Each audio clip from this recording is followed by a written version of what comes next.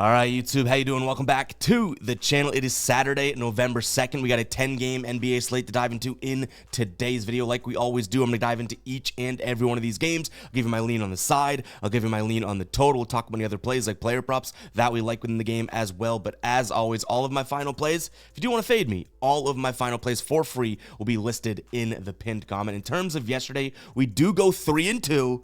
But it looks a little bit better cosmetically than it actually is because two of those wins was a split half unit. So they're quarter unit plays. There were the Kings -4.5 and the Kings -6.5. So it's still a meh night. I don't want to act like a 3-2 night just from the numbers perspective was good because, again, those Kings plays essentially were just as valuable as any of the other soul plays that we had. But Thunder team total cash for us. The Celtics Hornets under 232.5. They finished at 233. That's tough. That's a tough beat. And then the Bulls money on a nice little flyer there does not come through. But again, 3-2, but it's not as good as it looks. What is as good as it looks is the ride of the day. Let's pump in some damn crowd noise there. We got Travis with Anthony Edwards over 26.5 points. Anthony Edwards goes off from deep. He hit 7 threes last night. Finished with, I think it was 29 points, so he cashed this one.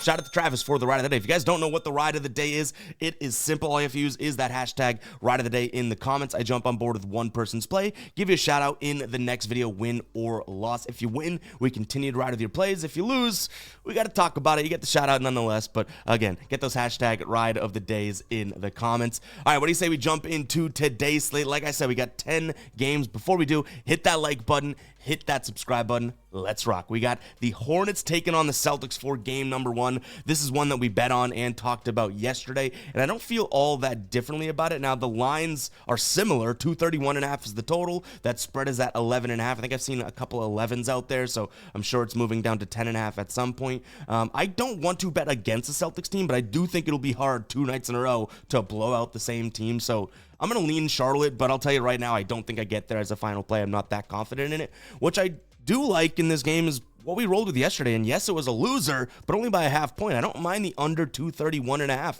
The Hornets covered the perimeter like I thought they would. The Celtics shot like 30% from 3, right? So if they do that again, I don't know if the Celtics will have as much success offensively and drop 124. I think the Hornets, what did they score, 109? Like, I feel like that's kind of right where they are, but I could see this one being a little bit narrower, meaning that under 231.5 is still in play. From a player prop perspective, I'm going to go with a guy that's just absolutely been cashing.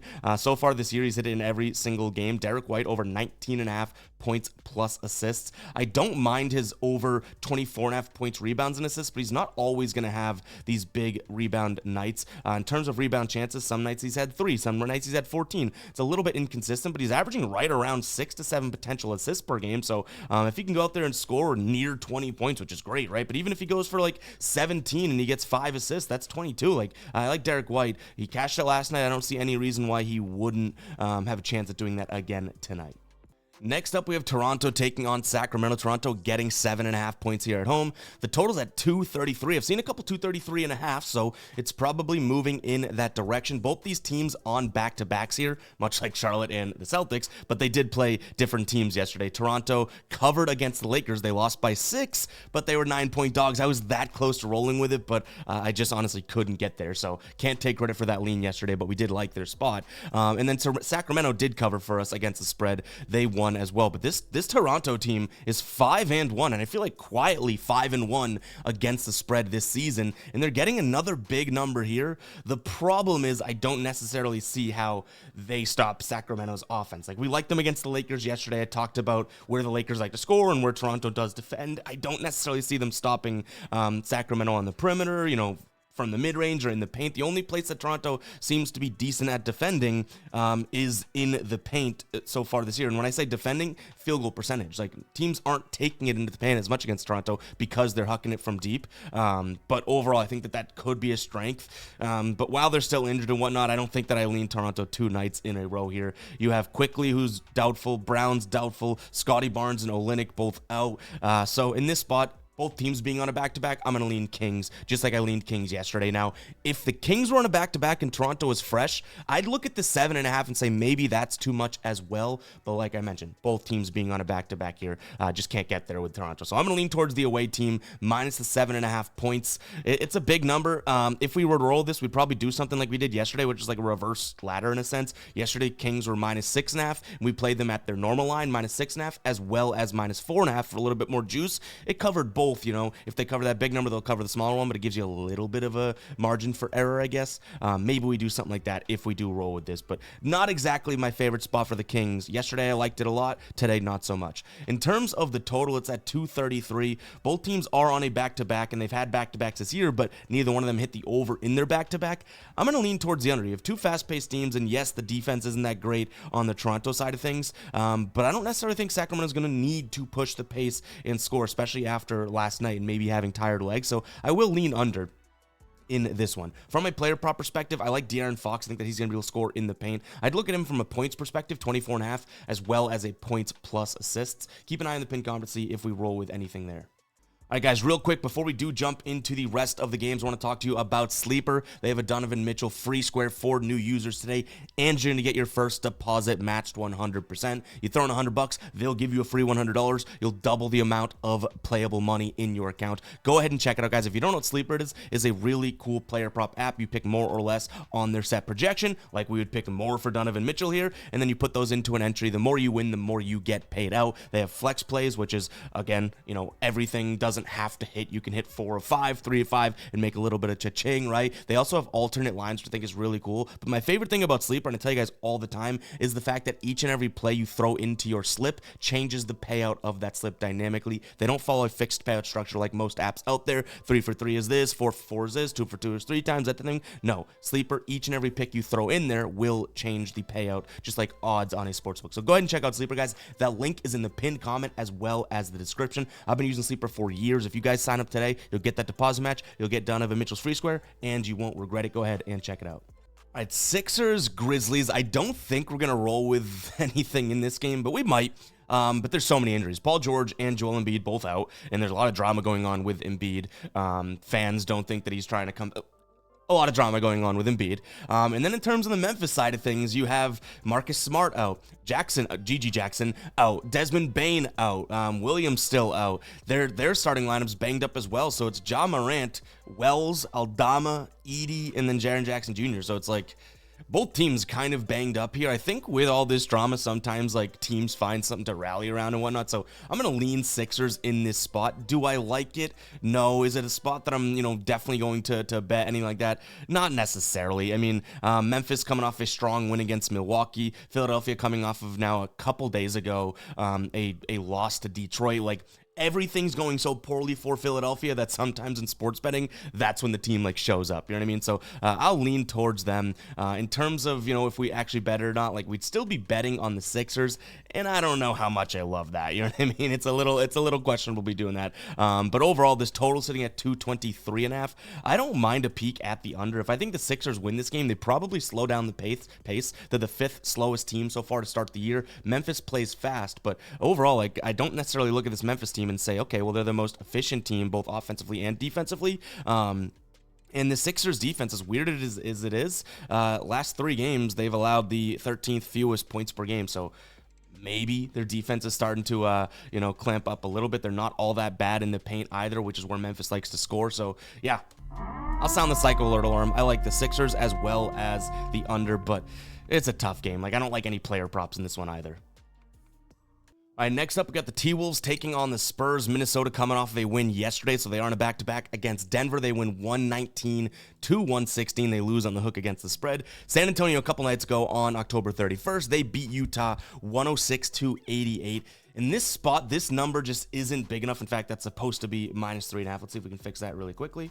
All right, we had that graphic totally wrong. Now it is good to go. We got the Spurs at home. But nonetheless, Minnesota coming off of a win last night against Denver. San Antonio coming off of a win against Utah a couple nights ago. I don't think this is enough points to lean towards the Spurs here. This is a better offense in Minnesota. The Spurs defense has been pretty good, especially when it gets closer and closer and closer to the basket, which is worth noting here. I don't think Minnesota loves to get in the paint or anything like that. So, only the third fewest shots from the restricted area so far this year. So overall, I do think that like the shot profile doesn't match. Like Spurs defense has been good so far this year. That's on teams that kind of get to the hoop. Minnesota isn't looking to do that. They're going to take a lot of perimeter shots. 8th ranked team in terms of frequency of above the break 3, 7th in terms of corner 3. San Antonio's not all that bad against, allowing points from 3, but they're middle-ish of the pack. So I do think that there's more talent on the Minnesota side of things other than Wembanyama. I know there's a lot of people that love him, but there's a guy named Anthony Edwards on the Minnesota team this year. But overall, I just feel like they are more talented, and the shot profile kind of fits in terms of how they want to score. Now, you want to say, oh, well, they're on a back-to-back, and that's an issue, then I guess I get that, because we don't know what Minnesota's going to be like on back-to-backs or what their rotations necessarily will look like. But this is going to be the third game in 4 nights for the Spurs, right? So I do think that that's a little bit worth noting. Like, this is a San Antonio team that isn't necessarily like fully rested. They just got back from a road trip. So give me the T-Wolves here, minus the 3.5 points. Total at 214. It's super low. I've seen it go down to 213 now. So it's like, okay, well, maybe the books are thinking this is going to be super, super low scoring, and I do get it. I already talked about San Antonio's having really, really low scoring games here. Even if we just go through their schedule so far, against Dallas night 1, 120 to 109, 109 to 106 night 2, 106 to 101, 105 to 93, 106 to 88. Like, they're having some low scoring games, but Minnesota's offense looks pretty damn good. Other than the first night there against the Lakers, they've scored 112 plus, and they scored 119 against Denver, who's a slow team, yesterday. So on a back-to-back here, I don't mind the idea of an over at 213.5. Do we get there? I'm not quite sure. You got 2 slow-ish teams. From a player prop perspective, I do like this one. Like I mentioned, the Spurs are pretty good at defending the rim. As you get closer to the hoop, their defense gets a lot better. Obviously, largely in part to Wembanyama. I like Julius Randle under 20.5 points today. You can also get under, I think I saw 21.5 out there. He has hit the over in 3 of 5 games this year, so that's obviously worth noting. But again, he's going to be the guy on the Timberwolves that likes to score towards the hoop or from the mid-range, the paint, the restricted area. I don't think that he has the easiest of times, and we're looking at a game that is a 213.5 total. They don't expect a lot of points in this game in general, so give me Julius Randle here under in points. All right, moving on, we have Houston taking on the Warriors. Obviously, we do have some injuries on the Warriors side of things. Steph Curry still out, Melton out, and then Steven Adams out for Houston. This is an interesting one because I do think 5.5 points is a lot to lay as Houston, but obviously this is a Golden State team that's a little banged up with their best player being out. So I don't know how much I love this spot for Golden State, but I'll give them a lot of credit. Like, even since Curry, like, they're 4-1 this year, both straight up and against the spread, 2-0 on the road. So maybe it's a psycho move. I'm not going to sound the psycho alert alarm, but I'm going to lean towards Warriors plus the 5.5 points. I don't know if that's crazy because Houston does have a good defense, but one thing they haven't been defending all that well is the 3-point line, and obviously that's a spot in which I think the Warriors can and when I say defending it well, they're not allowing many points from 3, but the above the break 3 allowing a good field goal percentage, if that makes sense. So there's one term in terms of like overall number, and then as well as just like the percentage of shots made. But Golden State like is going to, obviously, Steph Curry or no Steph Curry, they're going to shoot a lot of 3s. So maybe that's a little angle to get to them. Not exactly sure. Like I said, it could be a psycho move because this Houston team, I think, is gritty and actually a decent team. They're 3-2 this year. They just beat Dallas, right? They just beat Dallas. Now you can make the argument that Dallas has not really looked amazing. They've been up and down. They have the big win against Minnesota. You know what I mean? Like, they've been a little shaky, especially Luka. But I do think this Rockets team is somewhat legit. But the Warriors just seem to get the job done, and they do seem to cover. Now, am I looking at their schedule saying, okay, well, Portland, Utah, and then the Pelicans twice? Yeah, this may be one of the more tougher matchups they've had. But just based on how they're playing, I'm going to lean towards the over. I think that they can score in bunches. You have guys like Hield chucking 3s, which I already mentioned. I don't really fear the perimeter in this game. So, yeah, give me the Warriors plus the 5.5 points. Total's at 216. You have the Rockets, who have been slowing things down crazily, and the Warriors are a decent defensive team this year. You have the Warriors, who are allowing the second fewest points per game to opposing teams, and then the Houston's, who are allowing the 4th. So I think I'll lean under 216.5, but we've seen some low numbers today in terms of totals, haven't we? In terms of a player prop here, I do like a plus money play. Andrew Wiggins over 17.5 points. He's shooting more 3s this year. Do I love him to make 3s? Not necessarily, but I also do like his over 1.5 3-pointers made on a volume scale. He's shot 7, 4, and 8 3s so far this year, but he's shooting 60%. So So that's a little weary. That's why I might just lean towards his or roll with his total points, because I could see him also getting to the basket a little bit here. But I think Andrew Wiggins has a fairly good night tonight. All right, we got the Bucks taking on the Cavs. Tale of two different teams to start the year here, huh? This Bucks team, I'm not exactly sure what's going on with them. Against the spread, they're 1-4 as well as straight up. This Cleveland team 6-0, and they're making their mark here. They are on a back-to-back here. They blew out Orlando, but it's a shell of Orlando's self. They won 120-109. Milwaukee coming off of a loss to Memphis a couple days ago, so I don't necessarily know where to go here, because like I've been saying, two things, I guess. I love the Cavs this year. I think that they are probably the second best team in the Eastern Conference if healthy. One of those guys, you know, even if Allen, the fourth of the four, I would say, if any of their guys get hurt, like that team takes a huge, massive loss. I don't think they're like the Celtics where they can kind of fill in well. But anyways, I think they're the second best team, and I think they're really good.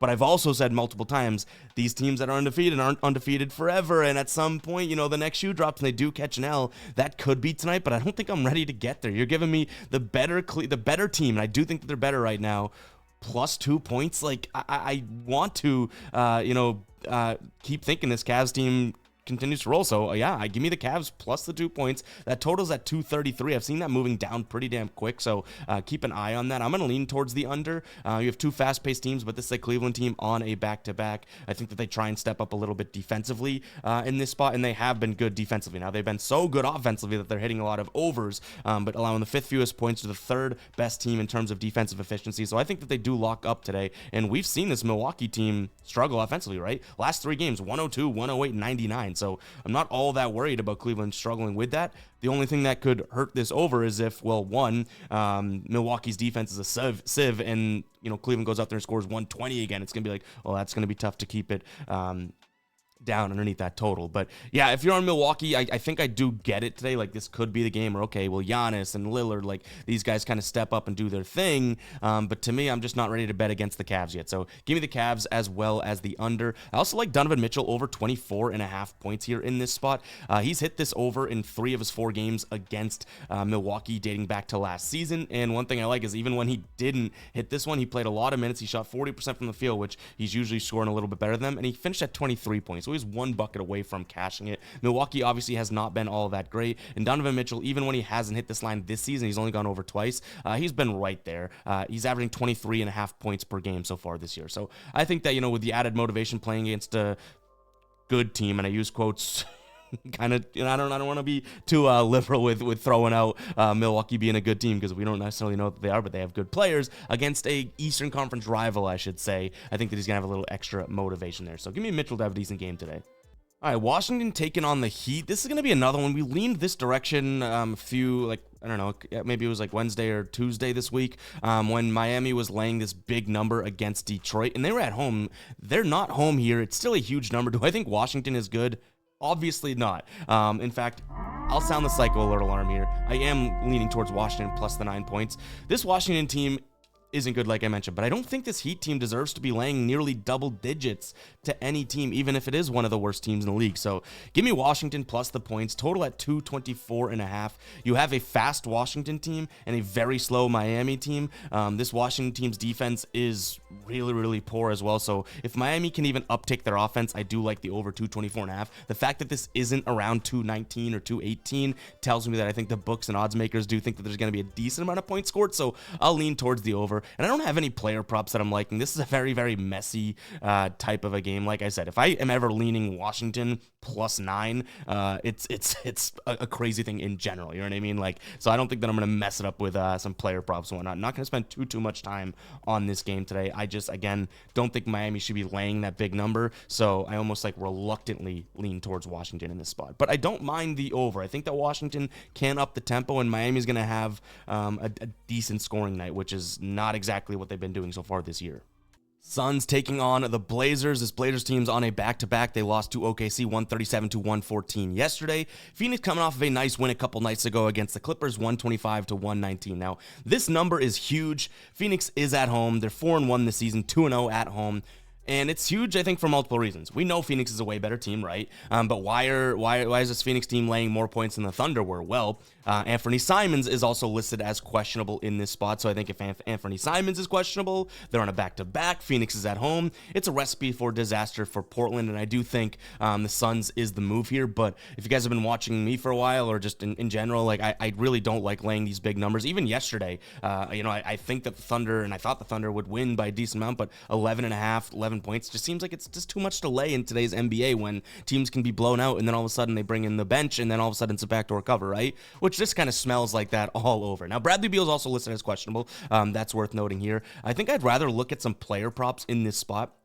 Maybe Devin Booker over 3.5 3-pointers made. You're like, wow, that's a big number, and I get it, but one, he's hit it in 3 of 5 games this year, and two, looking at plus 145 odds for D-Book. So I don't mind him. This is not a Portland team that is covering the perimeter all that well. They have been, and I don't use this word lightly, fantastic at stopping teams in terms of points in the paint. Now, not necessarily at the rim. Their field goal percentage, they do struggle at the rim in general, but in the paint, so the entire paint, not just at the rim, they've been really good from 1, points allowed per game in the paint, and then 2, a field goal percentage. 31% in the paint in terms of field goal percentage against this year, as well as the 5th best team in terms of points allowed in the paint. So I give them a lot of credit there, but Phoenix is dead last in restricted area field goal attempts. They do shoot a little bit more from the mid-range and in the paint area there, like free throw line extended and whatnot. But overall, I still think that this is a spot in which, yeah, that's a strength for Portland, but it's not going to impact the Suns whatsoever. They're going to shoot from mid-range, shoot from above the break, shoot from like it's not exactly going to be relevant here. So I like the Suns. Total sitting at 224. I'd probably take a peek at Suns team total over before I got to anything in the full game. Portland's just been a little too inconsistent for me. They went from scoring 98 points the night before, they scored 125. You know what I mean? Like they've been a little all over the place. So I don't really like that. But overall, I think D-Book could have another decent game. Kind of ergo that struggle on the perimeter from Portland. Nuggets taking on the Jazz. Now, this is a big number. It's telling me that Lauri Markkanen's listed as questionable, but it's telling me Lauri Markkanen's probably not playing for the Jazz because this Denver team is, like, I don't think they figured it out, and they're on a back-to-back here. They are at home. I give them that credit. But minus 10.5 is a pretty big number for how they've played this year. They just lost to Minnesota yesterday. Utah has lost. Have they lost every game? I don't think they've won a game that I think about it. But overall, 10.5 is a little bit too much for me to be comfortable with it. But if Lauri Markkanen's not playing, there's no reason or way that I get to the Jazz here. So give me the Nuggets. I do have a player prop that I really like in this one. The total sitting at 220.5. We have the Jazz, who have played fairly fast this year. And they shoot a lot in the paint, which hasn't necessarily been Denver's strong suit at stopping. So I think I lean over, but again, they're missing not even really arguably their best player, right, in Lauri Markkanen. So I don't know if we get there fully. My player prop that I like, and there's 2 guys here. I'll start with the one I don't like as much because I think his number is a little high. But Aaron Gordon, I like him today. But the one I really do like is going to be Jokic over 29.5 points.